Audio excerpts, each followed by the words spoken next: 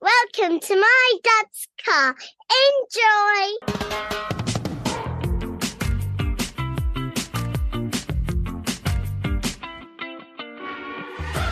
Welcome to My Dad's Car, a podcast discussing our personal relationship with automotive nostalgia. And you know what? It doesn't even have to be about your dad's car. It can be your mum's, your grand's, your parents', guardians, or even a neighbour's. If it made an impression, let's talk about it.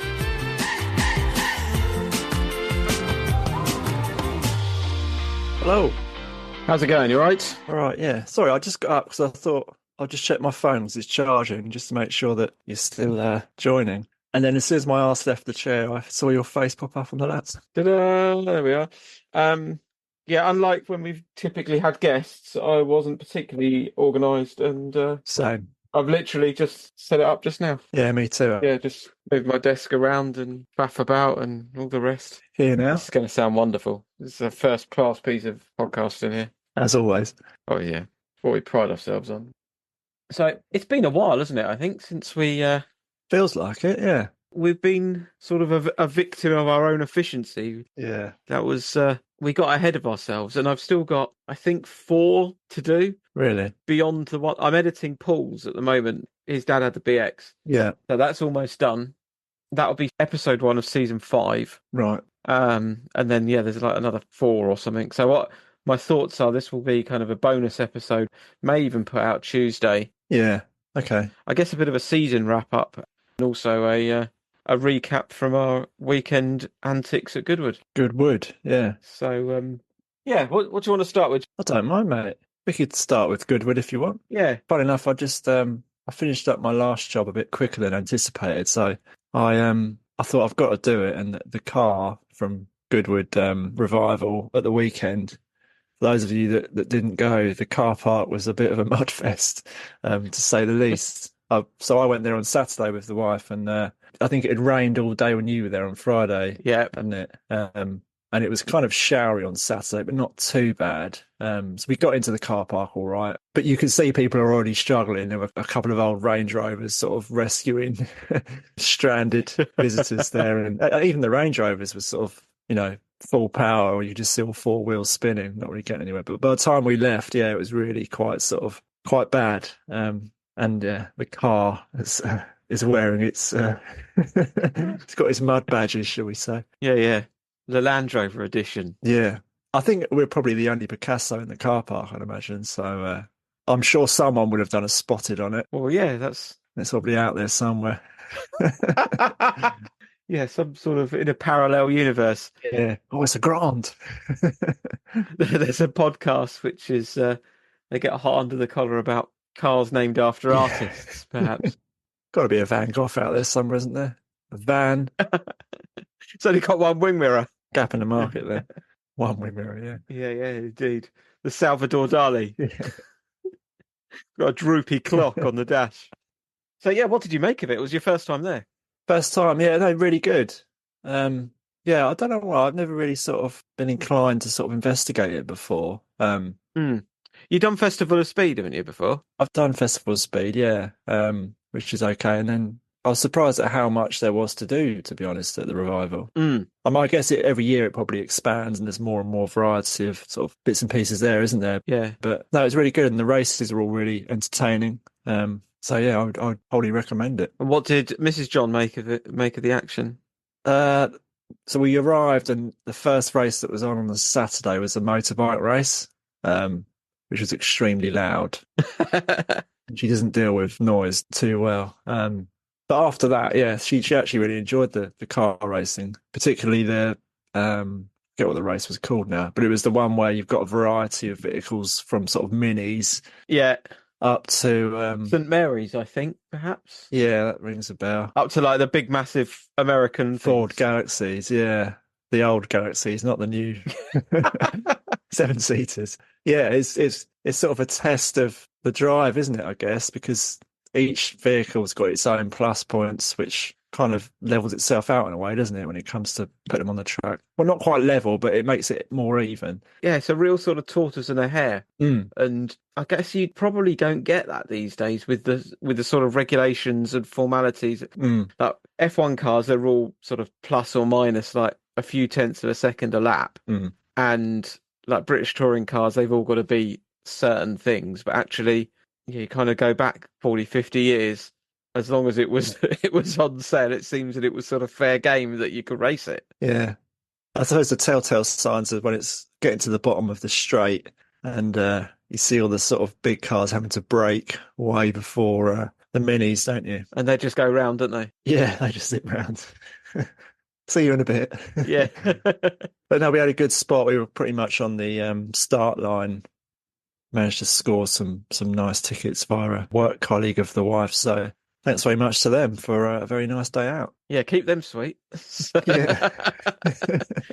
It's not a cheap gig, is it? Sadly, but as a little bit of a treat, it's quite nice. Yeah, absolutely. How was the Friday? Obviously, it was very rainy, but It was rainy. Yeah, yeah. Sadly, you had kind of childcare issues. Oh, hopefully, both children are now back to full fighting strength, and well, they're in school for now. Yeah.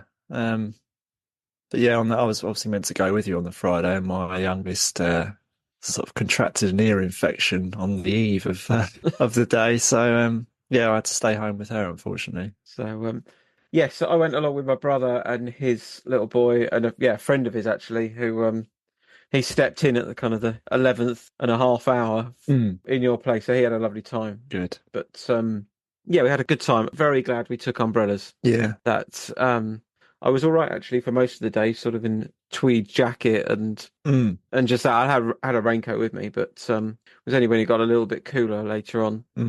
There's a bit of a head spinner because it wasn't cold, was it? Not particularly, no. You didn't want to wear anything too heavy and then end up sweltering, even though you're not getting wet. Yeah, last year it was heat wave. They waived the rules for shorts and having to wear a jacket and tie in the pit lane and stuff. It was that hot. Oh, right. They were kind of worried about people passing out. This year, it seemed to be a lot more kind of rigorous. And they were out in force checking passes to get into places. Yeah. I did manage to creep my way into the pits and the members' kind of parking area for a bit of a peruse. Yeah. Just some confident strolling. Did you? Yeah. Just claim innocence if you get collared. Yeah. Oh, wow, those. Yeah. And then so I should have just made some little sort of hexagonal pieces out of some cardboard cereal box or something, blue peter them together. Yeah, they do have a sort of whiff of hobbycraft about them, don't they? Those yeah. those badges. So yeah, that's probably the thing for next year. Create false tickets and enter without paying. Is that what... Probably not to that extent, but yeah, there may be a run of hexagonal hit passes, an illicit trade going on.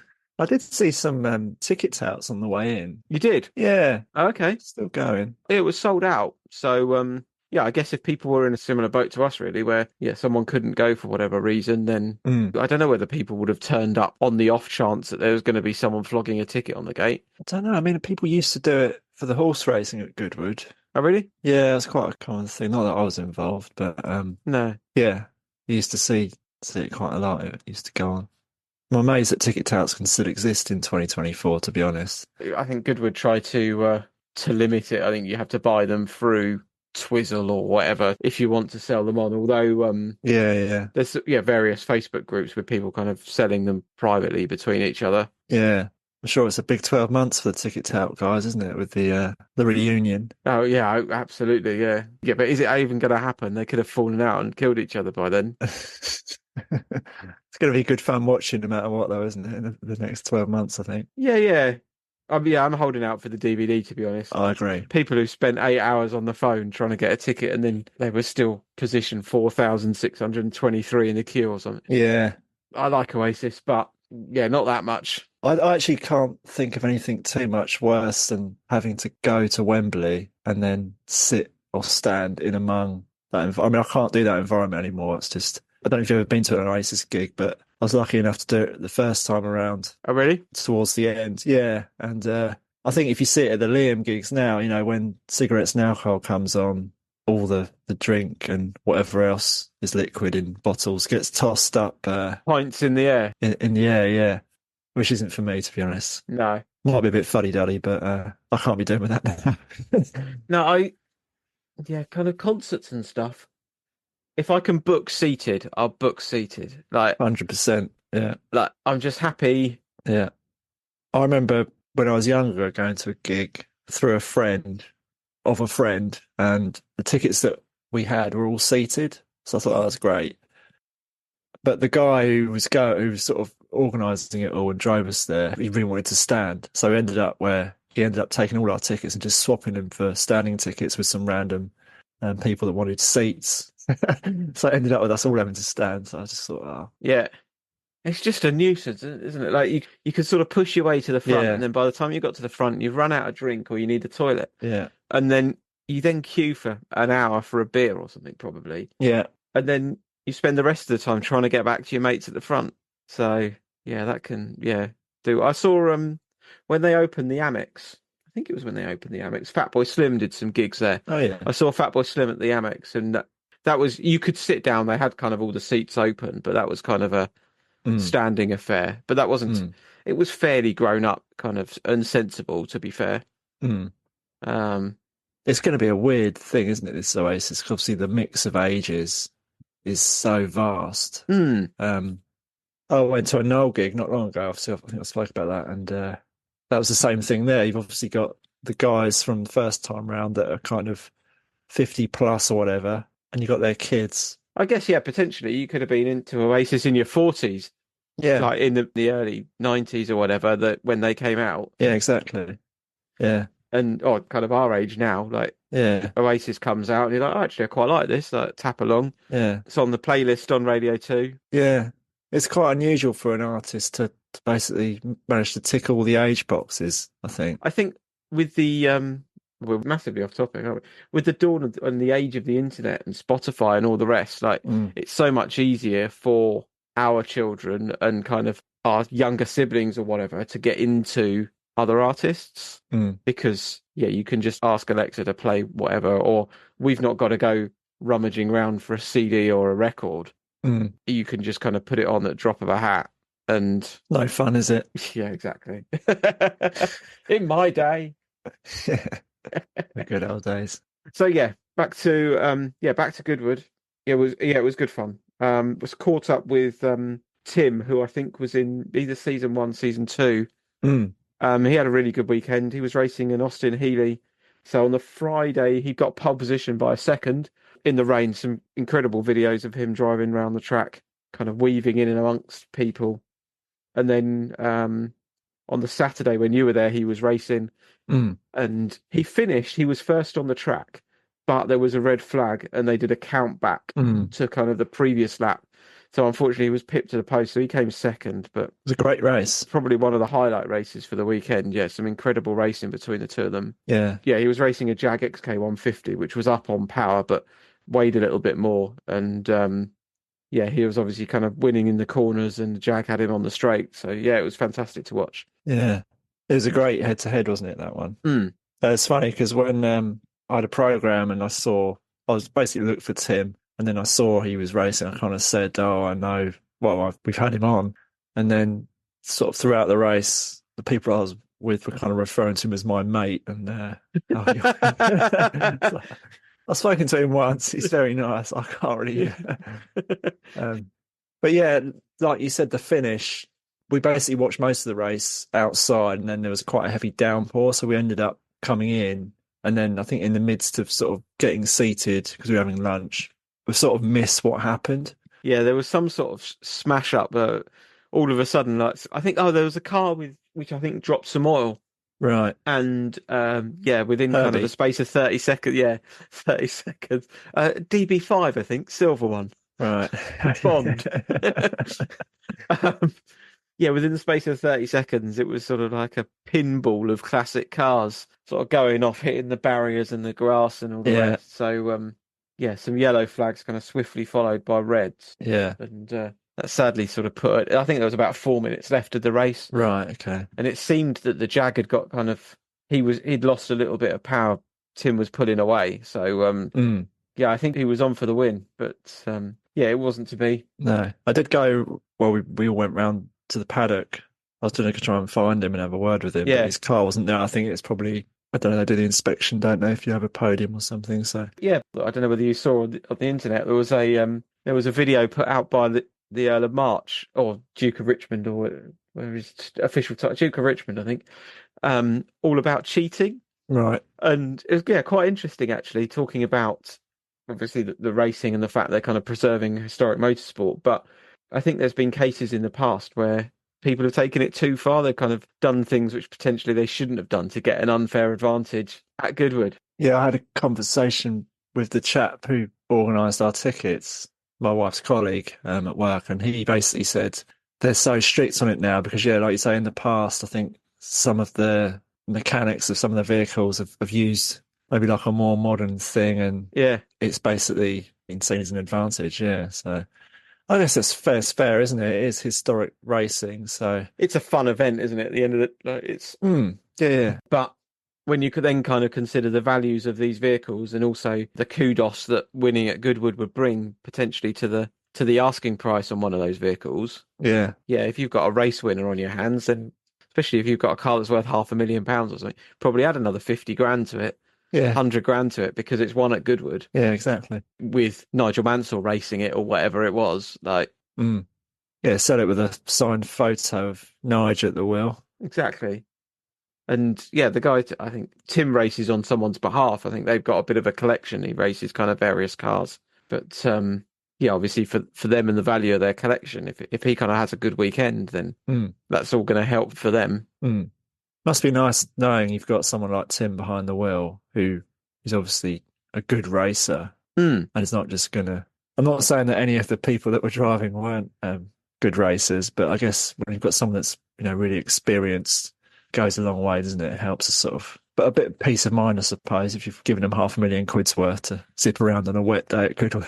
Yeah, I don't think the Healey he had was worth that, but No. I probably could be knocking 100 grand, I guess. I imagine so. And yeah, you don't want anyone kind of taking a silly chance, but equally you want someone who's going to give it some and compete. Yeah. I think, yeah, some of the owner drivers in that situation, maybe, yeah, they may have the money to have the toys, but perhaps haven't got the racing pedigree, which is obviously when they do like the Pro-Am, like 2-driver races, and they kind of swap and it's a bit, obviously, Yeah. they'll potter around at the back for a bit and then, yeah, some hero driver gets in and leaps forwards. Yeah. So, like handing the baton over to you, saying Bolt, isn't it, really? When yeah. you have a go now. First leg, me. Yeah. Yeah, second leg, Usain Bolt. Another highlight for me was the I don't know if they did it when you were there, the pedal racing for the kids. Oh, the Setrington Cup or something like that Yeah. they call it. Yeah, It's really good. yeah. Not a cheap game to get into, obviously. No, last year again when with my brother and his little boy got to sit in one, Oh yeah. which was quite fun. And we'd sort of I think barged our way into where they'd parked them all, and yeah, I think before they sort of had a chance to put us away, he'd managed to grab a seat in ones. But yeah, there's some serious money there. Yeah. I think it's a lot of the drivers' kids who do it. Yeah, I did see a lot of them in the paddock. A couple of Franchitis in there and all the rest. So yeah, I suppose a nice way for them to make it a family affair, I suppose. Yeah, it's a huge field of them competing. Yeah. It made me laugh as well. That's probably like the race where I saw the most photographers who were literally crowding around like crazy just to get a shot at the finish line. It's like sports day at school. It was, yeah. Another highlight for me was the cigar man at the end. Did you see that guy? He hands out the cigars to the top 3 finishers. Oh, okay. And apparently he's been doing that for, well, forever, basically, handing those cigars out. He's very old. As in old boy, is he? Or Yeah, he's got to be 80s. oh, okay. I didn't see him. I watched a lot of the Saturday, Sunday coverage online. But there'd be kind of an interview with someone, and then all of a sudden, sort of a cigar would just waft its way into shot, and they'd sort of kind of hold it like some sort of a Texan oil baron. Yeah, it's quite funny actually. They can get away with that, isn't it? Really, like in this day and age. Petrol and flammable things all around. Yeah. Or they're not that they're lighting the cigarettes or the cigars, but I guess they are still classified in the same sense of tobacco. Like if someone passed them a packet of Marlboro, you'd never get away with that, No. even in that type of environment, even if it's not. Yeah. I did make a suggestion at the time, actually, to my wife, were they going to hand some sort of chocolate cigarettes out to the children that finished first? Do you remember those? Oh, and that's funny, isn't it? Like, yeah, Yeah. or little white ones, candy cane type things. Yeah, with the same sort of mindset, they would. Mm, Because if it's okay for them to be passing a cigar to the winning drivers, then mm. it seems that I can think in some circles, cigars are kind of still considered to be an acceptable pastime, I guess. Yeah, I know what you mean. And I know kind of a fair few people are sort of into that kind of thing, and so their Instagram will kind of pop up, and there's them, and you wouldn't necessarily kind of have them down as one for a oily rag, but A lardy. yeah, it's sort of some massive Cuban whatever. I think it's still sort of classed as like a, I don't know, like a celebratory luxury to have, isn't it? It's kind of like, oh, I'm going to have a glass of champagne. I'm going to have a cigar with it at the same time. It's that sort of. Whereas the kind of the humble cigarette has been vilified. Yeah. I think that's why my dad moved on to cigars after cigarettes, after some heart issues the first time around. It's kind of. He wasn't having like one cigar a day though. It was considerably more. So He's having a few. sort of ruined the smell for me. I think from a technical point of view, I think the way you either inhale it or smoke it or whatever is different, isn't it? I'm no doctor nor smoking aficionado. But, Likewise, only passively. yeah, I'm sure neither are good for you. No, I did see the Le Mans. It's a Jag, isn't it? The silk cut, purple and white. Did you see that? Oh yeah, that was indoors, wasn't it? Yeah, I was half expecting like the sponsor to be covered up on that this day and age, but I don't even know if it still exists. Silk cut, no idea. Smokers, let us know. Silkcut.com. We'll just look them up. So maybe you can order direct. Yeah, maybe. You could subscribe. Send me a box of 200 every week. Yeah, it was a good event. I think they do it well, and it's one of my favourites. It's good fun. I think there's nothing quite like it, from what I hear. Yeah, no, I think you're right. There's quite a lot of historic racing that goes on in the UK, but to take it to the next level, and we had Matt on, who was the artist, and we'd kind of got into this discussion, which is, I think, why I said I was going to Goodwood, maybe see if you can come along as well. And we was talking about kind of the fancy dress sort of picnic idea. It is that on steroids. Yeah. Like kind of outside the sort of the front of the circuit, they built it was a bit like the Wild West, wouldn't it? They sort of built a saloon type thing. Yeah. And some sort of temporary buildings, and there's various sort of pop-up pubs which look almost sort of passing glance look like they've always been there. I thought the Earl's Court thing was great, wasn't it? Yeah, that building is always there. Is it? Yeah. Yeah, and they've done various things there. When they do an event called the Members Meeting, and that's turned into like a banquet hall. Members Meeting's good. That goes up to, I think, cars up to 86 or something, or early 80s, something like that. Yeah, that's good fun. It's not a dress-up thing, but again, some really good stuff there. Yeah, I think I said before, there's definitely a gap in the market for some sort of 80s/90s dress-up weekend. I think a bit more entry level. Or day to start with, perhaps. There was an event last weekend at Chatham Dockyard called Radwood, which they've done a few times, and that's kind of in that ilk, that it's basically 80s, 90s. People do dress up in shell suits and kind of take those sort of cars there. And Paul Harding, who we had on, he went actually. He's got a 993 that he took along. And Paul Cowland does quite a lot of stuff with Haggerty. I think he was there as well. So yeah, it's definitely one kind of to be on the radar. I think would probably be quite well placed there if we could get along to that. That'd be good. I think they move it around, so we'll see where they end up going. But the 944 would qualify, to be fair, so we could whiz along in that one day if we can make the dates work. That'd be good. I bring nothing to the table for retro car meets, unfortunately, unless there is someone out there that likes Picassos. Yeah, when it comes to that, I think absolutely, I'll be calling you up. And so that was Goodwood. If you've not done it, then do it once at least. Yeah, start saving up now. And that's just for the coffee. Yeah. I can't complain because it was pretty much a free day out for me because the extreme generosity from B's colleague. Yeah. So I thank them for a very nice day out indeed. Kid free as well. I guess that softens the blow a little that you couldn't go on the day previous, I suppose. Yeah. But I mean, at the same time, I was really looking forward to that Friday, obviously, to catch up with you, and also have a day away from my family. So, do you have a car of the day? Was there a particular vehicle you thought, I quite fancy that? Car of the day. I saw some nice old BMs in the paddock. Yeah. I think there were a couple of, I don't know if they're 2002s. Yeah. That may have even raced. Quite like those. Did you see the silver CSL Batmobile? Yeah. Where the silk cut Jag was? Yeah, I did see that. That was pretty cool, wasn't it? Yeah. Yeah, that's a special looking thing, isn't it? Must be worth a few quid. Yeah. Someone's money. Some of the bikes, actually, I couldn't get over how, obviously, I think they're bordering 1,000cc, some of them, but they were just so loud. It's incredible. Did you see there's a guy called Davey Todd who's won the Isle of Man TT a couple of times this year. He was on a 1928 or 29 BMW, but with a hand shift. Right, okay. He had a pink helmet. And if you've not seen him, kind of watching that is just really impressive. Because, he's got 3 speeds. He's got a fixed rear suspension, so the only suspension at the back is on the seat, on the saddle. Jeez. And it's a hand shift. So he's on throttle all the time, crosses his left hand over the tank to the right to do the gear shift. And this is a 100-year-old bike. Pretty much. And he's doing some serious speeds. Yeah, he set the fastest lap of the race. Jeez. In the damp as well. I think it qualified down the back of the pack, and I think it was a 2-part race. So he was racing with someone else, and the guy he was with wasn't nearly as fast as he was on it.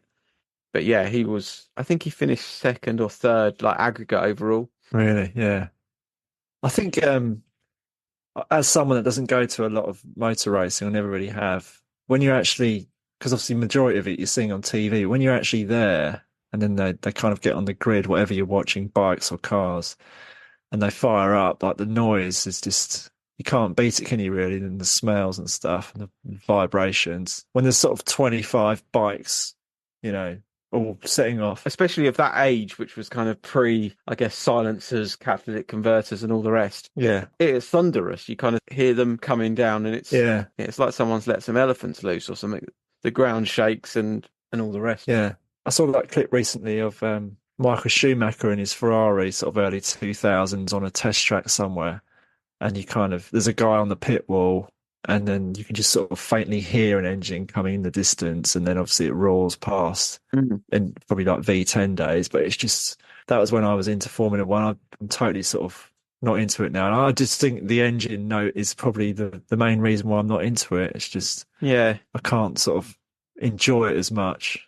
I'm sure it's still great racing. In fact, I know it is from what people tell me, but I don't know, it just doesn't grab me like the old style used to. Yeah, F1 I think still interesting, probably for different reasons, but kind of the way it plays out, and this year is kind of an interesting championship as well. So yeah, good stuff. Cool. Okay, all right, mate. Roll the credits. Thank you for listening to My Dad's Car. I hope you enjoyed the show. Please support us. Buy us a coffee and subscribe. And tell all your friends.